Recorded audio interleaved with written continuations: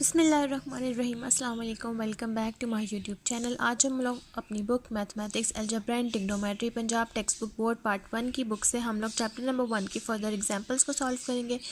Example solve करने से पहले अगर आपने मेरे चैनल को सब्सक्राइब नहीं किया हुआ तो मेरे चैनल को सब्सक्राइब कर दें और साथ में बने बेल आइकन को भी प्रेस कर दें ताकि आपको मेरे आने वाली वीडियोज़ की नोटिफिकेशन सबसे पहले मिलती रहे। तो चलें आज की वीडियो को स्टार्ट करते हैं। आज हम लोग स्टार्ट करेंगे चैप्टर नंबर 1 नंबर सिस्टम की एग्जांपल नंबर 2 से, जिसकी हमारे पास स्टेटमेंट है prove √2 is an irrational number. आपने ये प्रूव करना है कि क्या आपके पास जो √2 है क्या वो इर्रेशनल नंबर है, क्या ये वो नंबर है इर्रेशनल का जो कि फर्दर सॉल्व नहीं हो सकता या फिर ये किसी भी टेबल पर नहीं आता। तो इस चीज़ को हम कहेंगे इर्रेशनल नंबर। तो हमने जैसा कि पढ़ा था इर्रेशनल नंबर की एग्जांपल में कि plus minus √2 divided by 2 is an irrational number. तो प्लस माइनस √2 इर्रेशनल नंबर में आ रहा था, तो हमने यहाँ पर यही चीज़ प्रूव करनी है। तो अब हम लोग सबसे पहले इसका सोल्यूशन स्टार्ट करते हैं। सोल्यूशन में सबसे पहले हमने सपोज किया है इफ़ पॉसिबल, अगर ये पॉसिबल है कि √2 इज़ एन इर्रेशनल नंबर है, तो हमने यहाँ पर सपोज किया है कि √2 एक रैशनल नंबर है so that it can return in the form of p/q where p and q belongs to z and q is not equals to 0। हमने यहाँ पर ख़ुद से सपोज किया है कि √2 एक रैशनल नंबर है और रैशनल नंबर की ये फॉर्म होती है कि वो p/q की फॉर्म में लिखा जा सकता है, जिसमें p और q बिलोंग करते हैं इंटीजर नंबर को और q आपके पास इक्वल नहीं होता 0 के। तो अब जब हमने अपना प्रूफ स्टार्ट करना है तो हम यहाँ पर हमारे पास जो फॉर्म है वो है √2, क्योंकि ये आपके पास रैशनल नंबर यानी कि p/q की फॉर्म में लिखा जा सकता है, तो हम √ के साथ मेंशन करेंगे p/q। अब हम लोगों ने क्या करना है, हम लोगों ने यहाँ पर ले लेना है स्क्वेयरिंग ऑन बोथ साइड। हम करेंगे taking squaring on both sides. अब स्केयर करने से क्या होगा कि हम लोगों के पास ये जो √2 है ये आपके पास कैंसिल हो जाएगा और p और q का आ जाएगा स्केयर। तो हम लोगों के पास फर्दर जो इसकी फॉर्म बन जाएगी वो बन जाएगी 2 is equals to p² q²। अगर हम यहाँ से p² की सिंपल वैल्यू यानी कि q² को दूसरी तरफ यहाँ पर ले जाया जाए तो ये हो जाएगा 2 के साथ मल्टीप्लाई। अब p² के साथ q² डिवाइड हो रहा है, दूसरी तरफ जाएगा तो ये रूल है मैथ्स का कि वो मल्टीप्लाई हो जाता है। तो ये हम लोगों के पास फर्स्ट फॉर्म आई है जिसको हम कह देंगे इक्वेशन नंबर 1। अब यहाँ तक इक्वेशन नंबर 1 मेंशन करने के बाद हमने अपनी इसी फॉर्म को देखना है कि हमने √2 को रैशनल नंबर कंसीडर किया है जो कि p/q की फॉर्म में लिख सकते हैं और p/q बिलोंग कर रहा है z को और q is not equals to हो 0 के। अब इस पूरी फॉर्म का मतलब क्या है मैं यहाँ पर इम्पॉर्टेंट पॉइंट में मेंशन करती हूँ, ठीक है। अब अगर इसका मतलब ये है कि p और q बिलोंग कर रहा है इंटीजर नंबर यानी कि z को, जिसमें से आपके पास जो q है वो इक्वल नहीं होता z के, तो रैशनल नंबर वो नंबर है जिसमें p/q आपके पास इक्वल आता है 1 के। ये वो नंबर है जो कि आपके पास 1 के साथ जाएं। जैसा कि हम लोग यहाँ पर एग्जांपल ले लेते हैं कि हमने रैशनल नंबर की एग्जांपल ली थी। लेट्स सपोज अगर हमारे पास वैल्यू है 4। अब हम लोगों के पास क्या तरीका है कि हम लोगों के पास आंसर 4 ही आए, या फिर हम इसका एक और सपोजिशन ले लेते हैं। हम लोग यहाँ पर एक एग्जाम्पल के तौर पर एक चीज़ सपोज करते हैं कि लेट्स सपोज हमारे पास वैल्यू है 24/36। अब अगर हमने इस फॉर्म को सॉल्व करना है तो हम लोग कैसे सॉल्व करेंगे, हम एक ही टेबल यूज़ करेंगे जिससे ये दोनों की कटिंग हो सके। हम 2 का टेबल यूज़ करते हैं तो 2 1s are 2 और 2 2s are 4। फिर नीचे भी इसी तरह 2 1s are 2 और 1 यहाँ बचा 2 8s are 16। तो हम लोगों के पास ये आंसर आ गया 12/16। क्या ये फर्दर सॉल्व हो सकता है? जी ये फर्दर सॉल्व हो सकता है। कैसे? 2 6s are 12 और 2 9s are 18। फर्दर क्या आ गया 6 और 9। अब ये 2 के टेबल से कैंसिल आउट नहीं हो सकता, 6 तो हो सकता है तो 9 नहीं हो सकता, तो हम यहाँ पर यूज़ करेंगे 3 का table. 3 2s are 6 3 3s are 9। अब हम लोगों के पास आंसर आ गया 2/3। तो आपके पास अब आपने ये देखना है कि ये 2/3 क्या फ़र्दर सॉल्व हो सकता है। तो ये फ़र्दर सॉल्व नहीं हो सकता। ऐसा कौन सा टेबल है जिससे ये आपके पास आंसर फ़र्दर सॉल्व हो सकता है। हर टेबल के अलावा सवाए 1 के ये इस फॉर्म से सॉल्व हो सकता है। सिर्फ 1 ऐसा टेबल है जिसके साथ इसको सॉल्व करने से यानी कि 1 2 ज़ा 2 और 1 3 ज़ा 3 हमारे पास आंसर वही आता है 2/3। तो इसलिए हम लोगों ने रैशनल नंबर को यहाँ पर लिखा कि P और Q इज़ इक्वल्स टू 1, कि वो नंबर जो कि सिर्फ 1 के टेबल से जा सकें आपने सिर्फ वही रैशनल नंबर में लेने होते हैं, यानी कि P/Q आपके पास 1 के इक्वल हो। अब हम लोगों ने यहाँ पर इक्वेशन नंबर 1 सॉल्व करने के बाद ये आपके पास एक इम्पॉर्टेंट स्टेप है जो कि आप नोट डाउन कर लेंगे, जिससे आपको समझ आ जाएगा कि वो फॉर्म जो फर्दर सॉल्व ना हो सकती हो सवाए किसी और टेबल के जो कि है 1, सिर्फ 1 के अलावा सॉल्व हो सकती हो, 1 के अलावा और किसी टेबल पे ना जाए तो वो हम लोगों के पास इर्रेशनल नंबर होता है। अब ये 2/3 सिर्फ 1 के टेबल से जा सकता था और किसी टेबल से नहीं जा सकता था, इसलिए ये इर्रेशनल नंबर कहलाया। वो नंबर जो कि फर्दर सॉल्व हो सकते हैं वो इर्रेशनल नंबर कहलाएंगे। अब आपके पास यहाँ पर जो ये फॉर्म है P² is equals to 2Q²। अब आप यहाँ पर लेट करेंगे कि आपके पास ये जो Q² के साथ 2 है ये मल्टीप्लाई हो रहा है। अगर P² के साथ आप देखें तो ये P² के साथ ये 2 डिवाइड होगा, तो आप यहाँ पर लिखेंगे P²/2 is equals to Q²। अब यहाँ पर जो 2² है वो P² के साथ हो रहा है डिवाइड। तो जब यहाँ पर डिवाइड हो रहा है तो हम यहाँ पर मैथ्स का एक थ्योरम अप्लाई करेंगे। हम यहाँ पर लिखेंगे अकॉर्डिंग टू द थ्योरम। हम मैथ्स का एक रूल कह लें या फिर आप इसको थ्योरम कह लें जो कि हम मैथ्स में पढ़ते हैं, हम यहाँ पर वो यूज़ करेंगे, जिसकी स्टेटमेंट हमें ये कहता है। मैं पहले स्टेटमेंट लिख देती हूँ, उसके बाद फिर मैं आपको इसका मतलब समझाती हूँ। आप prime number can be factor of a square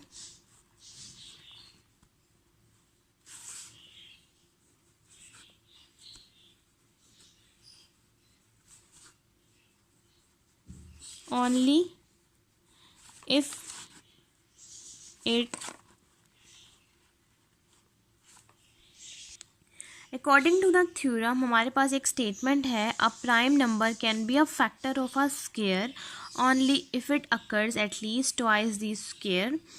आपके पास कोई भी प्राइम नंबर आपके अदर वैल्यू जो आपका स्क्वायर बन रहा है उसके स्क्वायर को वो ख़त्म कर सकता है। लेट सपोज़ यहाँ पर आपके पास जो 2 है, आप इक्वेशन नंबर 1 को देख सकते हैं। अब यहाँ पर इसका मतलब ये है कि ये जो 2 है ये हम लोगों के पास प्राइम नंबर है जो फैक्टर है P² इसकी पावर को एलिमिनेट यानी कि ख़त्म कर सकता है। तो हम लोगों के पास ये P² आपके पास इसको 2 सिंगल बना देगा, यानी कि स्क्वायर एलिमिनेट हो जाएगा, ख़त्म हो जाएगा। तो ये हो जाएगा P इज़ डिविजिबल बाय 2। अब ये जो 2 है इसने P² की पावर को एलिमिनेट कर दिया है, तो हम यहाँ पर लिखेंगे P is divisible by 2। We say that हम यहाँ लिखेंगे कि हम लोगों के पास जो P/2 है वो हम लोगों के पास इक्वल है M के। तो यहाँ से P की अगर हम वैल्यू निकालें तो वो आ जाएगा 2M। अब ये वैल्यू हम पुट करेंगे इक्वेशन नंबर 1 में। हम यहाँ लिखेंगे put value in equation 1। Equation 1 हम लोगों के पास क्या है, P² is equals to 2Q²। जब हम वैल्यू पुट करेंगे P की जगह पर तो ये हो जाएगा 2M² is equals to 2Q²। तो ये हम लोगों के पास बन जाएगा 4M² is equals to 2Q²। जब हम यहाँ से सॉल्व करेंगे 2 1 ज़ा 2 2 2 ज़ा 4, देन ये हम लोगों के पास बन जाएगा 2M² is equals to Q²। Then again हम लोगों के पास ये वही कंडीशन बन गई है जो हम लोगों के पास इक्वेशन नंबर 1 के लिए बन रही थी। जैसा कि यहाँ पर P² के साथ यहाँ पर Q² के साथ P मल्टीप्लाई हो रहा था और Q² हम लोगों के पास यहाँ पर मेंशन था। अब हम लोगों के पास Q² यहाँ मेंशन है तो यहाँ पर M के साथ जो है 2 मल्टीप्लाई हो रहा है। तो हम लोगों के पास यहाँ पर अगेन वही सब कुछ हम लोग करेंगे जो हम लोगों ने P के लिए किया। हम यहाँ पर वही थ्योरम यूज़ करेंगे और वही थ्योरम यूज़ करने के साथ ही हम लोगों के पास वही फॉर्म आ जाएगी जो हम लोगों के पास P के लिए बनी थी, जो कि फॉर्म थी P इज़ डिविजिबल बाय 2। अब यहाँ पर वही थ्योरम जब हम यूज़ करेंगे तो वही वैल्यू है 2 की, ये आप लोगों के पास बनेगा m square is equals to q square by 2। अब यही फॉर्म बन गई जहाँ से हम लोगों ने नेक्स्ट थ्योरम अप्लाई करना था। थ्योरम अप्लाई करने से ये जो 2 है इसका जो फैक्टर है उसकी पावर 2 को एलिमिनेट कर देगा। तो एलिमिनेट करने से यहाँ पर हम लोग थ्योरम की इक्वेशन यूज़ करेंगे जिसमें से जो q है वो सिंपल हो जाए, q स्क्वायर है सिंपल हो जाएगा q, जिसमें q इज़ डिविजिबल बाय 2। तो हम लोगों ने यहाँ पर देखा कि हम लोगों के पास P का भी आंसर डिविजिबल बाय 2 था और Q का भी आंसर डिविजिबल बाय 2 था। तो हम यहाँ पर लिख सकते हैं P और Q इज़ इक्वल्स टू 2। तो हम लोगों के पास P और Q दोनों फैक्टर हैं जिनका आंसर 2 आ रहा है। तो हम यहाँ लिखेंगे both P and Q are divisible by 2। दोनों P और Q जो हैं वो डिविजिबल बाय यानी कि डिवाइड हो रहे हैं 2 के साथ। So both P and Q have a common divisor 2 and 2 is not equals to 1। तो जो दोनों का डिवाइज़र है वो दोनों का सेम है जो कि आ रहा है 2, और 2 जो है वो 1 के इक्वल नहीं है। जैसा कि हम लोगों ने कहा था कि रैशनल नंबर की ये फॉर्म है कि हम लोगों के पास P और Q जो है हम लोगों के पास सिर्फ 1 के इक्वल होना चाहिए, तो ये 1 के इक्वल नहीं आ रहा। तो हम लोग यहाँ पर लिखेंगे 2 इज़ नॉट इक्वल्स टू 1। तो हम यहाँ लिखेंगे इट इज़ कॉन्ट्रडिक्शन, कि यहाँ पर कॉन्ट्रडिक्शन हो गई है। और जो चीज़ हमने सपोज़ की थी कि √2 हम लोगों के पास रैशनल नंबर होगा वो रैशनल नंबर नहीं आ रहा, यानी कि 1 के इक्वल नहीं आ रहा। तो हम लिखेंगे सो आर सपोजिशन इज़ रॉन्ग, कि जो हमने सपोज़ की थी √2 वो हम लोगों के पास रैशनल नंबर हो वो रैशनल नंबर नहीं आ रहा। तो हम लोगों के पास यहाँ पर √2 जो है वो है √2 इज़ एन इर्रेशनल नंबर। यहाँ तक हम लोगों के पास एग्जाम्पल नंबर 2 कंप्लीट हो गई है।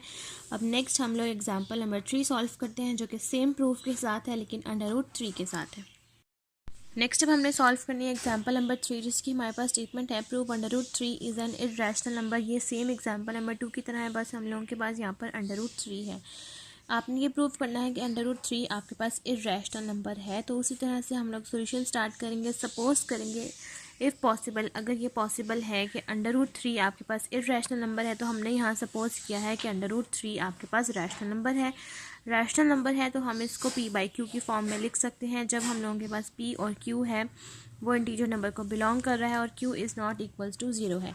अब यहाँ पर भी हम लोगों के पास वही केस आएगा रैशनल नंबर का कि हम लोगों के पास P और Q इक्वल होंगे 1 के, तब हम लोगों के पास ये कंडीशन सेटिस्फाई करेगी। अदरवाइज़ हम लोगों के पास √3 इर्रेशनल नंबर ही होंगे। अब हम लोगों ने यहाँ पर √3 जो है उसको P/Q की फॉर्म में सपोज किया है, तो हम यहाँ लिखेंगे P/Q। उसी तरह से हम यहाँ पर करेंगे स्क्वेयरिंग, तो हम यहाँ करेंगे टेकिंग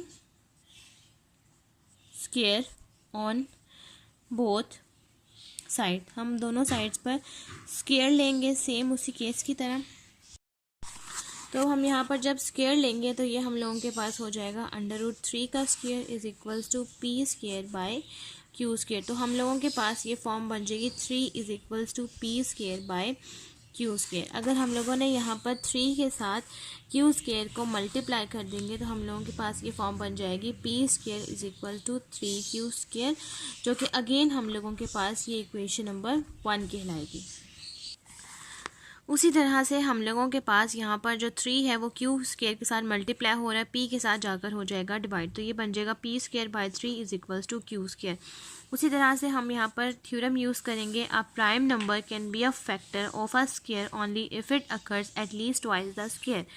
हम लोगों के पास यहाँ पर जो भी प्राइम नंबर है अगर उसकी पार जो किसी चीज़ के साथ डिवाइड हो रहा है उसकी अगर पार में स्क्वेयर है तो वो उस स्क्वेयर को एलिमिनेट कर देता है। तो ये आपके पास जो फॉर्म है ये बन जाएगी P/3 is equals to Q square. तो हम इस फॉर्म को इस तरह भी लिख सकते हैं P इज़ डिविजिबल बाय 3। अब हम लोगों ने यहाँ पर सपोज करना है वी से डैट कि हम लोगों के पास जो P/3 है वो इक्वल है M के। तो हम लोगों के पास यहाँ पर P की वैल्यू आ जाएगी 3M। अब ये वैल्यू p की 3m हम पुट कर देंगे अगेन इक्वेशन नंबर 1 में। Put value in equation 1।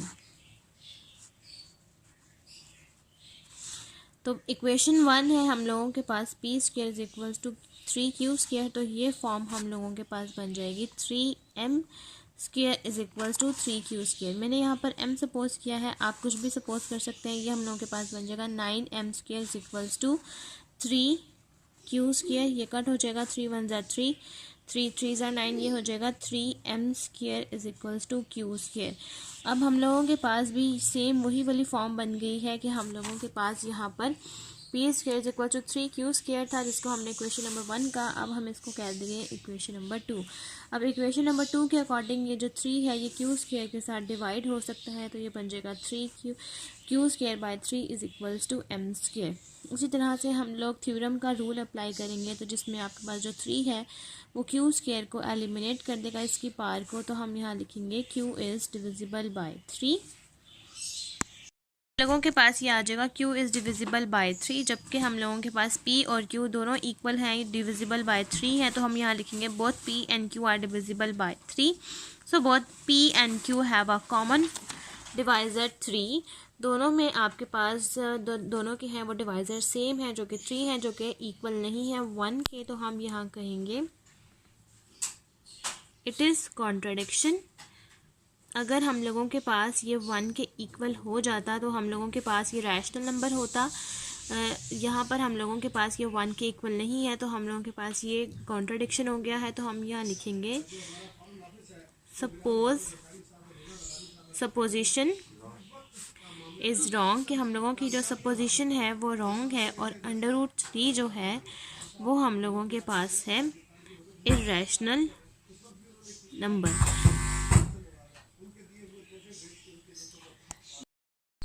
यहाँ तक हम लोगों की एग्जाम्पल नंबर 3 कंप्लीट हो गई और आज की वीडियो भी हमारी यहीं तक कंप्लीट हो गई है। अगर आपको मेरी आज की वीडियो अच्छी लगे तो मेरी वीडियो को लाइक करें, शेयर करें, मेरे चैनल को सब्सक्राइब करें और साथ में बने बेल आइकन को भी प्रेस करें, ताकि आपको मेरे आने वाली वीडियोज़ की नोटिफिकेशन सबसे पहले मिलती रहे। आज की वीडियो के लिए थैंक यू, अल्लाह हाफिज़।